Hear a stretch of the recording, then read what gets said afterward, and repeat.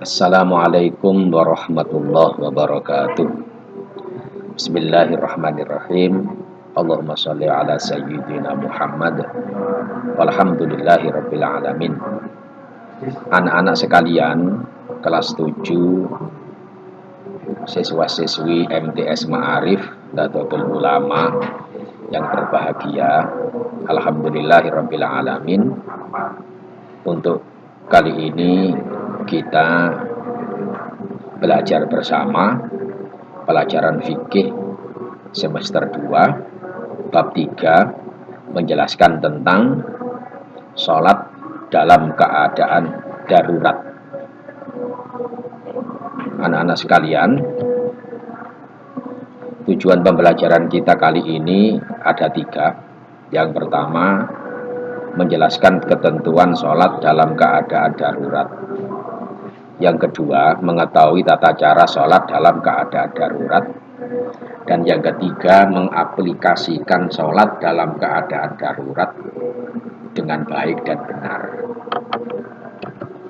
Anak-anak sekalian, kemudian berikutnya langsung kita pahami bersama tentang tata cara melaksanakan sholat bagi orang yang sakit.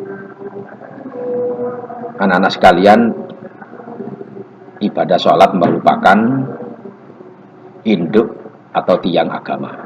Dengan kata lain, sesulit apapun keadaan, permasalahan hidup, sholat 5 waktu tidak boleh ditinggalkan. Kalau ibadah-ibadah yang lain mungkin sifatnya kondisional, sesuai batas kemampuan yang dimiliki oleh seseorang. Misalnya ibadah haji, itu wajib bagi yang mampu dalam segala hal. Namun ketika seseorang tidak mampu, maka gugur kewajiban. Kemudian yang kedua, membayar zakat. Ini juga bagi yang mampu. Ketika seseorang tidak sanggup membayar zakat, jangankan bayar zakat, yang dimakan saja tidak ada, maka orang seperti itu tidak wajib zakat, bahkan malah menerima zakat, gugur kewajiban. Kemudian puasa Ramadan. Ketika orang sakit parah, kondisi sudah tua, tidak ada harapan untuk sembuh, maka orang seperti itu tidak wajib puasa karena kondisi tidak memungkinkan, gugur kewajiban. Namun sholat 5 waktu, sesibuk apapun, sesulit apapun, sakit separah apapun, tetap harus dikerjakan sesuai dengan kondisi dan batas kemampuan bagi masing-masing orang, terutama bagi orang yang sedang sakit. Ini menunjukkan saking pentingnya perintah sholat, jangan sampai ditinggalkan dalam kondisi bagaimanapun, sesibuk apapun aktivitas, sholat 5 waktu jangan ditinggalkan. Anak-anak sekalian, yang pertama kita pelajari, bagi orang yang sakit, ditegaskan oleh Rasulullah, sholatlah kalian dengan berdiri. Sholli qa'iman, sholatlah dengan berdiri. Fa'ilam yastati, jika tidak sanggup sholat dengan berdiri, faqa'idan, maka sholatlah dengan duduk. Jika sholat dengan duduk tidak sanggup, boleh sholat dengan berbaring atau tidur miring.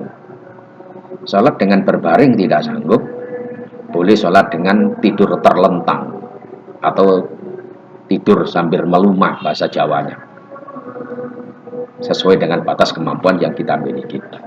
Anak-anak sekalian bisa melihat LKS-nya di halaman 36 tentang tata cara sholat dengan duduk. Anak-anak sekalian, 35, 36, dan 37 tentang pelaksanaan atau tata cara sholat dengan duduk, dengan tidur berbaring, dan tidur terlentang. Yang pertama, sholat dalam kondisi duduk. Yang paling utama adalah dengan cara duduk bersilang. Ini diusahakan dengan duduk bersilang. Jika tidak memungkinkan, maka boleh dengan duduk apapun sekiranya memungkinkan bagi orang yang sakit itu. Boleh dengan duduk sambil seperti duduknya tahiyat akhir, itu juga boleh. Bahkan boleh sambil duduk di atas kursi roda atau mungkin di atas kursi yang lainnya.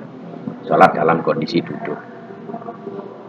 Dengan tetap diusahakan menghadap arah kiblat jika memungkinkan. Jika tidak memungkinkan, maka tidak apa-apa menghadap arah mana saja. Yang penting hatinya ditata, diniatkan menghadap ke arah kiblat. Itu jika tidak memungkinkan. Namun tetap harus berusaha menghadap ke arah kiblat. Kemudian berikutnya, cara bertakbir atau bersedekap sebagaimana sholat dalam kondisi normal. Sebagaimana sholat dalam kondisi normal. Kemudian cara rukuknya yaitu dengan sedikit membungkukkan badan. Jika membungkukkan badan tidak memungkinkan, boleh sekedar dengan membungkukkan kepala. Ini cara rukuk bagi orang yang sakit sholat dalam keadaan duduk. Jadi ketika rukuk membungkukkan badan sedikit atau membungkukkan kepala jika memungkinkan. Kemudian setelah rukuk, cara sujudnya yaitu sebagaimana sujud pada biasanya jika memungkinkan. Jika tidak memungkinkan, maka bagi orang yang sakit sholat dalam keadaan duduk, maka membungkukkan badannya lebih banyak daripada ketika rukuk. Ini tata cara sholat. Begitu dalam rakaat yang pertama, dalam rakaat yang kedua, yang ketiga, dan yang keempat. Anak-anak sekalian, ini yang pertama dengan tata cara sholat dengan duduk. Jika sholat dengan duduk tidak sanggup, maka ada alternatif yang kedua, yaitu sholat dengan berbaring atau tidur miring. Tetap diusahakan menghadap arah kiblat. Karena tidur miring, maka diusahakan kepala ada di posisi utara, kaki di posisi selatan, miring ke kanan. Diusahakan tetap menghadap arah kiblat jika memungkinkan. Jika tidak memungkinkan, tetap hatinya fokus konsentrasi diniatkan menghadap arah kiblat. Untuk takbirnya seperti biasa mengangkat tangan sambil membaca takbir. Takbiratul ihram, Allahu Akbar dan sebagainya. Untuk bacaan-bacaannya normal sebagaimana mestinya. Hanya saja gerakannya tidak sama dengan sholat yang normal pada umumnya. Anak-anak sekalian, kemudian cara bertakbir, bersedekap sama sebagaimana ketika sholat dalam keadaan berdiri, yaitu dengan diangkat hingga sejajar dengan telinga. Kemudian cara rukuknya dengan menundukkan kepala sedikit. Cara sujudnya tetap juga dengan menundukkan kepala, cuma lebih banyak jika dibandingkan dengan rukuk tadi. Kemudian cara tasyahudnya dengan meluruskan tangan ke arah lutut. Jadi tasyahudnya atau tahiyat meluruskan tangan ke arah lutut. Dan jari telunjuk tetap berisyarat ke arah kiblat. Ini tata cara sholat dengan tidur berbaring atau tidur miring. Tetap fokusnya pada hati, walaupun gerakannya tidak sempurna seperti sholat dengan berdiri. Bisa disempurnakan gerakan dalam hati, dalam arti hati kita tetap fokus niat sambil membayangkan gerakan awal hingga akhir dengan sempurna. Ini bagi orang yang sholat dalam kondisi berbaring. Kemudian yang ketiga, anak-anak yang terakhir, sholat dengan tidur terlentang atau bahasa Jawanya tidur melumah. Berarti posisi kepala harus di timur, diganjal dengan bantal, dengan harapan, dengan tujuan supaya bisa menghadap arah kiblat. Itu pun jika memungkinkan.